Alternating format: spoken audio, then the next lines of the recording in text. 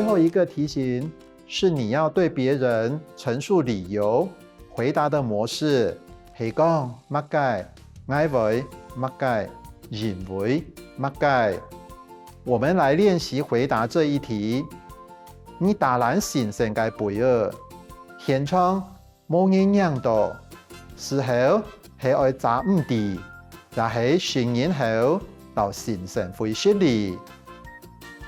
請講出你嘅選擇，然後做乜解會按樣做。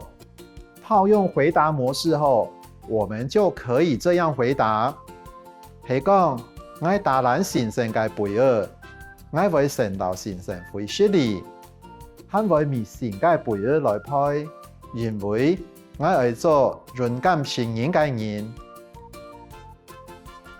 還有這一題，朋友做生日，講愛請你食飯，你想送佢乜嘅禮物呢？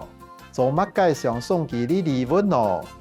套用回答模式後，我們就可以這樣回答：係講朋友阿玲做生日，我會送佢機器人，因為佢對機器人當有興趣。我們再來多練習幾種回答方式吧。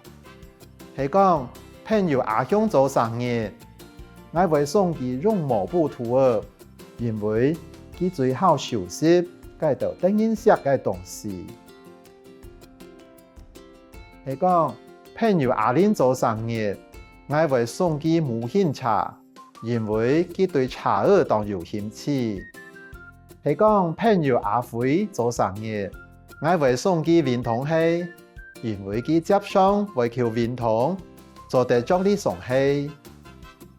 無論考生是男是女，都可以喜歡機器人、洋娃娃、車子、運動鞋，都可以套用以上例句喲。